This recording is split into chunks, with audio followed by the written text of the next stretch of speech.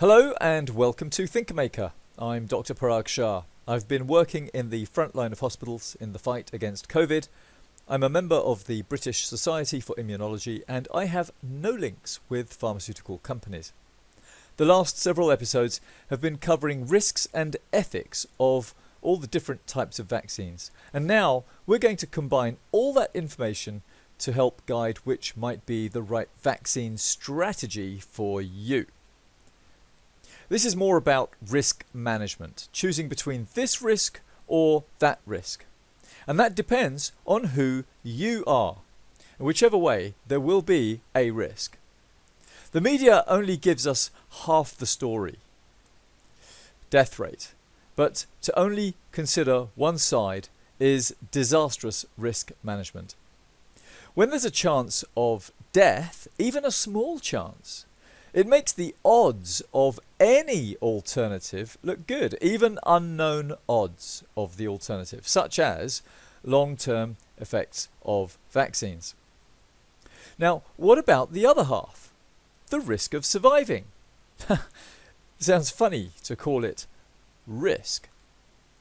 We mean the chances of surviving, and they're 98%. So it's actually a three-way choice like this. It's pretty clear that for the average Joe with COVID, there's a 98% chance of surviving versus a 2% chance of dying. A vaccine is like a chance card with possible immunity, but also possible side effects and failure if the vaccine efficacy is low or if the virus mutates. Clearly then, this 98% is the best option for most people, especially the non-vulnerable. But what's right for most might not be what's right for you. So how do you gauge that? We're all individuals. Perhaps you're vegan. Maybe you have faith. Maybe you're young and low risk, or vulnerable due to ill health, or overweight, allergy prone, pregnant. Maybe you have some ethical values. Or maybe you already got COVID and recovered with natural antibodies.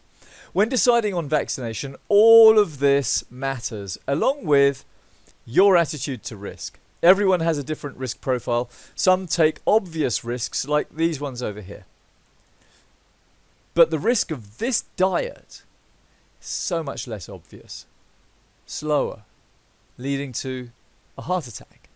And if she carries on sitting in that posture for hours, days, years, her spine will be a mess. Of course, she doesn't think sitting like that is a risk.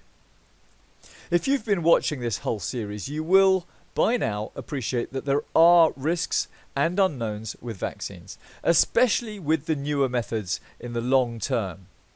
There are also issues of ethical balance, so with that in mind, let's now pull all the information together. Ask your doctor to help you make a flowchart like this to help you decide if vaccination is right for you and which one.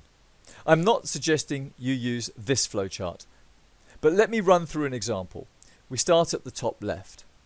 Answer the boxes with a yes or no and follow the arrows. So, have you had COVID? No. Are you over 70? Let's say yes. Are you prone to allergy? Yes. Then you should get a vaccine, but avoid mRNA vaccines.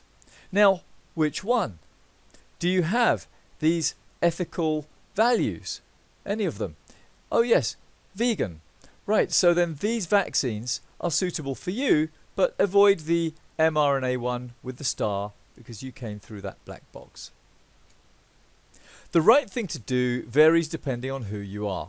If you are non-vulnerable, the risk of being a guinea pig for a giant vaccine trial with zero compensation if things go wrong must be balanced against your particular 98% chance of a mild COVID illness. That's your personal risk-benefit ratio. Now, if there was compensation, that would change things, but there isn't. Now, for the vulnerable, a vaccine trial is more worth it, as the other choices are poor odds.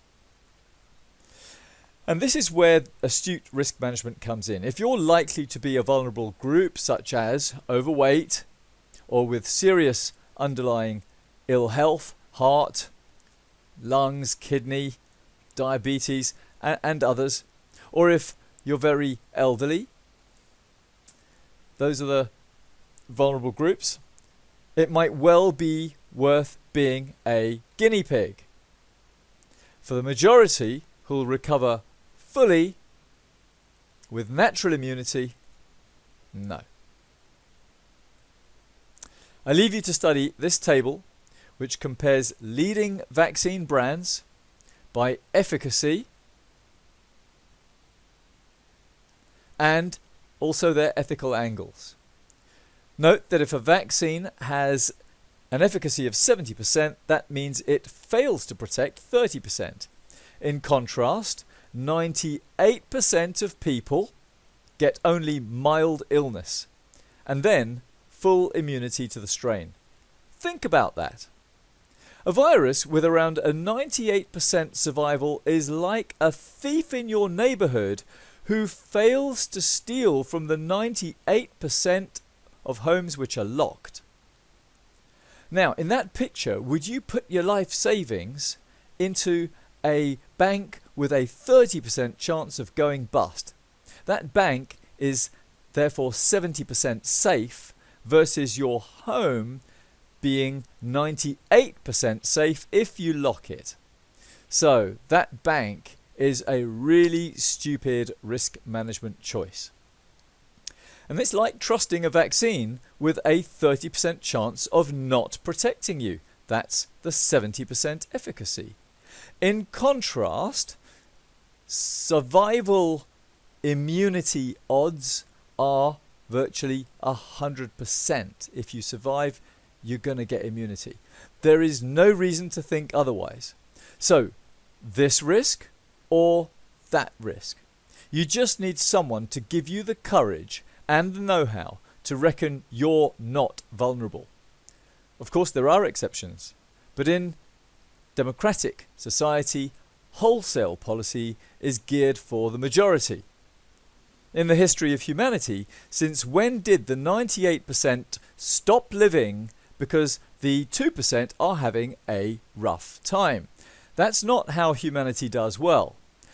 Yes, of course, we strive to help the 2%, but we do not stop the boat. Managing this pandemic is not really about viruses and vaccines. We could protect our vulnerable using novel and creative logistics methods to socially distance them instead of a wholesale lockdown. In that sense, epidemiologists and immunologists are not qualified actually to advise on risk management. And this is about astute risk management. Understanding that risk comes with reward, and zero risk means zero reward. That's not automatically desirable. The right level of risk is different for each of us, but now you are in a much better position to gauge that for yourself. None of us have the right to judge anybody else's risk choice.